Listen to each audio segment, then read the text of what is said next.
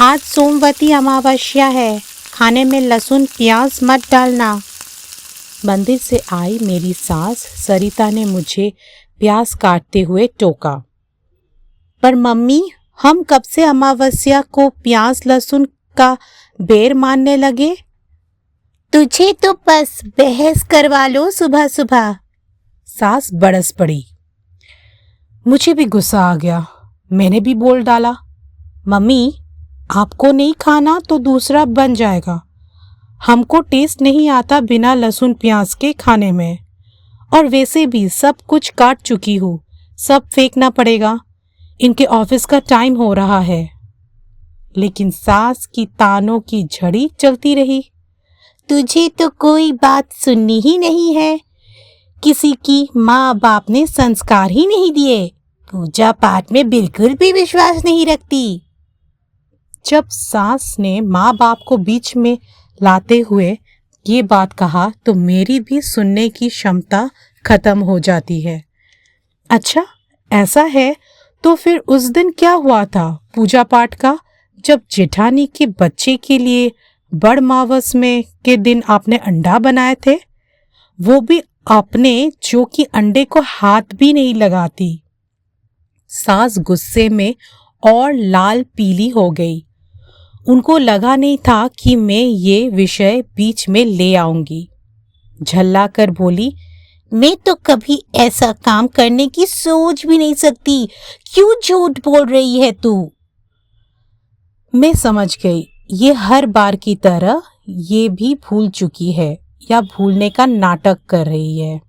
मैंने बोला, लाओ अभी कॉल करके कंफर्म करवा देती हूँ। खैर, मुझे आपसे बहस ही नहीं करनी। अपने पति का टिफिन पैक करके मैं अपने रूम में आकर लेट गई। आंखें बंद की तो वो दिन की सारी घटना मेरे सामने चलचित्र की भांति तैर गई। दरअसल पिछले महीने मेरे जेठ जी और उनके दोनों बच्चे 9 और 13 वर्ष दर्श और हर्ष अपनी छुट्टियां बिताने सिंगापुर से हमारे यहाँ मुंबई आए थे। पहली बार ऐसा हुआ था कि मेरी जेठानी अपनी जॉब की वजह से नहीं आ पाई थी, तो दादी अपने लाडले पोतों की खूब खातिर कर रही थी। मेरी भी कोशिश रहती थी कि बच्चों को कोई कंप्लेंट नहीं होनी चाहिए चाची से। बस मैं दिखावा नहीं करती। बच्चे भी बहुत समझदार थे, तो मुझे ज़्यादा कुछ परेशानी नहीं हो रही थी। बच्चों को मेरे हाथ के ऑमलेट बहुत ही अच्छे लगे, तो मैं उनको ऑलमोस्ट रोज ये जब भी वो बोलते थे बनाकर देती थी। एक दिन बीच में बड़ मावस पड़ी। मेरे ससुराल में ये बहुत बड़ी बड़ अमावस मानी जाती है।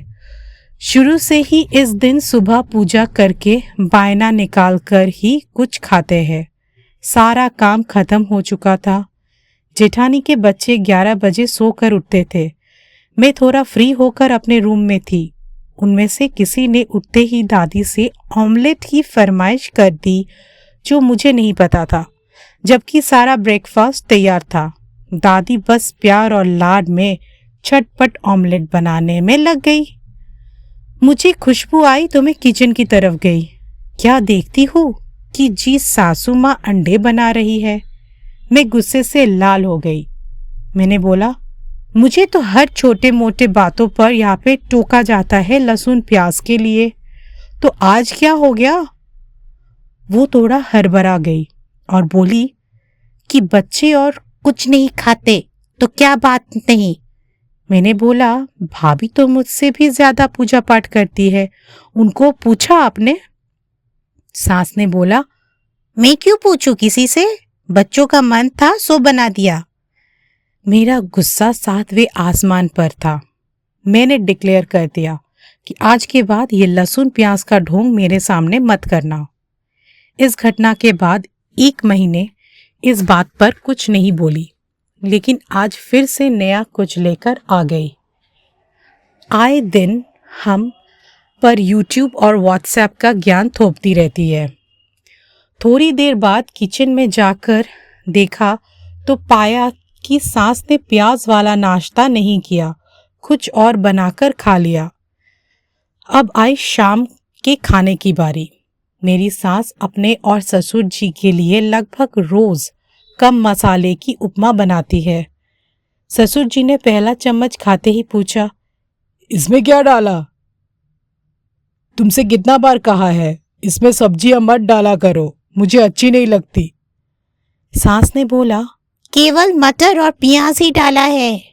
ये सुनते ही मेरे कान खड़े हो गए। सुबह तो कलेश किया और खुद ने प्याज वाली अप्पम बना दी। मैं कुछ बोलती उससे पहले ससुर ने बोल दिया, आज सुबह तो तुमने कहा था कि आज सोमवती अमावस्या है, आज प्याज नहीं खाना। दोनों चुप होकर मेरी शक्ल देख रहे थे। उनका ड्रामा शुरू हो गया। हे राम, भूल हो गई, अब मैं क्या करूं? इतनी सारी उपमा है, अब इसको फेंक तो नहीं सकती ना, आज खा लेते हैं, भगवान से माफी मांग लेंगे। और दोनों ने वे प्याज वाली उपमा खा ली। इतनी बेशर्मी से अपनी गलती कैसे छुपा गई? फिर मैंने उनको आड़े हाथों लिया। मैंने बोला, मम्मी, इस उम्र में चीजें भूलना बहुत नॉर्मल बात होती है। आप अपना किया भूल जाती हो और बिना बात मुझसे झगड़ा करती रहती हो। और जो आप सारा दिन YouTube की न्यूज़ देख देख कर नए नए एक्सपेरिमेंट करते रहते हैं, उनको अपने तक ही रखो। हम पर थोपने की कोशिश मत किया करो। हमारे धर्म में जो नियम लिखा है उनको मैं दिल से मानती हूँ, लेकिन आप तो मुझे रोज नया नियम बताती रहती हो। 10 साल हो गए मेरी शादी को। इतना तो मुझे पता चल गया कि कौन सा नियम सही है और कौन सा आपका YouTube और WhatsApp यूनिवर्सिटी से उठाया हुआ है। अच्छा होगा अगर आप अपनी रिटायर लाइफ एंजॉय करो, अपने पोते पोती के साथ खेलो, अपनी सेहत का ध्यान रखो, घर में शांति बनी रहेगी। अपने सांस होने का फायदा उठाकर रोज नया कलेश का कारण पैदा करने की जरूरत नहीं है। मुझे तो बिना बात ही बदनाम कर रखा है। अपना बुढ़ापा स्वीकार करो और सबको चैन से जीने दो। बेटी बहू के साथ रहने वाले माँ बाप से मेरा यही अनुरोध है, वे अपना बुढ़ापा स्वीकार करेंगे तो जीवन सभी के लिए आसान रहेगा, उनके लिए भी और आपके लिए भी।